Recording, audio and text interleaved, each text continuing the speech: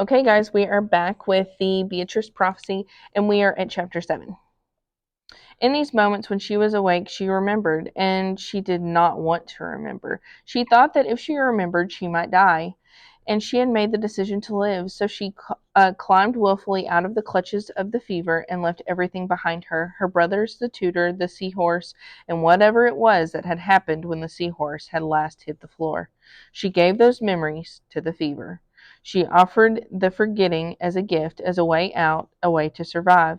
And when the fever broke, when she woke at last to the real world, she brought only one thing with her: her name, Beatrice. It was a small thing to bring, but it was also everything, for it was a name that would appear often in the Chronicles of Sorrowing. Chapter 8.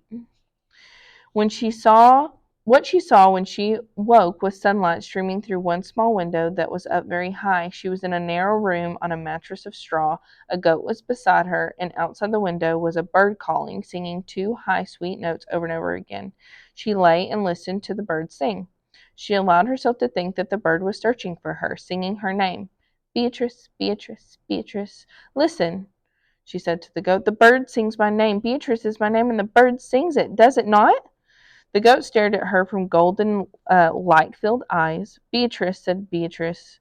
I am Beatrice. The goat nodded. Beatrice sat up. Surely you have a name too. She put her face very close to the goat's. Mossop, she said. Is your name Mossop, or is it Blechdor? The goat gazed at her lovingly. Or perhaps it is Morlich. Am I right? Are you Morlich? The sun streamed in through the small window, outlining the hair on the goat's ears. The birds sang. Beatrice wondered if it was a dream. If so, it was a pleasant dream. She put her hand on the goat's head. It was knobby and solid and warm, and it seemed real enough. She grabbed a hold of one of the goat's ears and she gave it a tug. Just as the door to the room opened, a monk entered. Oh, he said. He stood unmoving and stared at her. Or rather, his right eye stared at her, and his left eye wandered of its own accord, looking around the room, at the goat, at Beatrice, at the sunlight, at the window. Your left eye, does it will? Said Beatrice. It dances in your head? The monk raised his left hand and covered the roving eye. No, no, she said. I did not mean you should hide it. She smiled at him. He smiled back, and he removed his hand. I am Brother Edict, he said. I am Beatrice. Beatrice, he replied, and she was glad to hear it, glad to hear him say her name. She felt a wave of relief go through her. It was as if the monk were confirming something. Yes, her name was Beatrice. Yes, she existed. And the goat? She asked. What's the goat's name? She is called Answelica. Answelica, said Beatrice. That is not at all the name that I expected. What name did you expect? I had settled upon Morlich as the most likely. Morlich? Yes. Why Morlich? Asked Brother Edict. Because she did not answer to Mossop, or, said Beatrice, or Blechdor. Brother Edict smiled at her. She liked his face. She liked his wandering, searching eyes. She liked his steady, quiet eye, too. You've been very sick, he said to her, and Swellica stayed with you all the while. Yes, she said. She remembered the fever, the heat, and the despair of it. Where is this? Where am I now? You were at the Brothers of the Order of the Chronicles of Sorrowing. And what are the Chronicles of Sorrowing? Asked Beatrice. The Chronicles tell the story of what is to happen of things that might yet happen, these things which have been prophesied. Sorrowing, said Beatrice. The word was a heavy one. It does not sound like a happy book, a joyful book. Alas, said Brother Edict, it is not. Well then, said Beatrice, that is not a book I would care to read. Brother Edict stared at her. You would not care to read it? He said. His wild eye danced, his other eye remained steady on her face, serious and concerned, and some small bell of warning, some bass note of doom echoed within Beatrice. Who are your people? Brother Edict asked.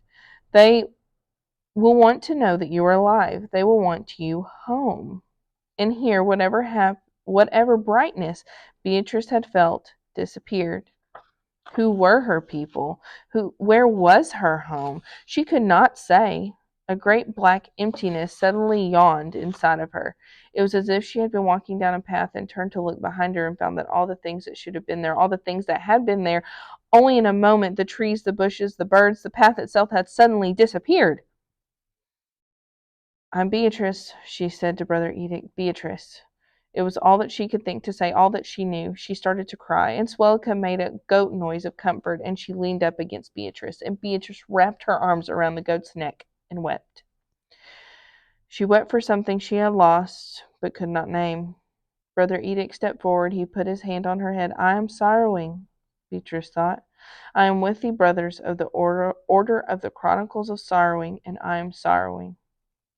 This thought, the circular truth of it, made her laugh. "What is it?" asked Brother Edict. "Why do you laugh?"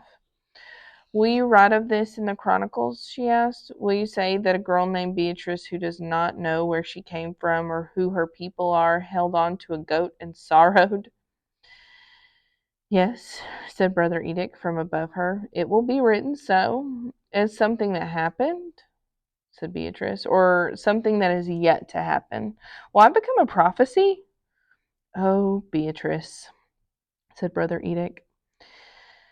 And in the castle of the king in the throne room, the counselor reassured the king. "There is nothing but a small delay, sire," said the counselor. "It is quite worrisome," said the king. "I have been thinking that if we have mistaken the prophecy as it was written, what if we have the wrong child?" "Mistaken, sire? I would remind you that we had mistaken the prophecy, that if we had mistaken the prophecy as it was written, if we had misunderstood these great words of wisdom, you would not now be upon the throne." "True, true," said the king. "We do not have the wrong child. She is the one whom the prophecies speak. I am certain of it. I would not, though, have her killed," said the king. "I want her brought to me alive. Yes, alive, so that I may question her." The counselor rubbed his eyes. He sighed. "Very well," he said. "You are king, and we will do as you command. We will instruct that she be brought back alive." We're at chapter 9. Brother Edict's problems were compounding. There was a child who was no longer hot with fever, but who did not know who she was or where she belonged. There was a goat who continued to refuse to be separated from the girl, and worst of all, the girl who, when discussing the Chronicles of Sorrow, had said that this is not a book I would care to read. That is not a book I would care to read. As if she could read. As if such a thing were possible, which of course it was not, but still a shiver of wonder and fear went through him at the possibility of a girl who could read.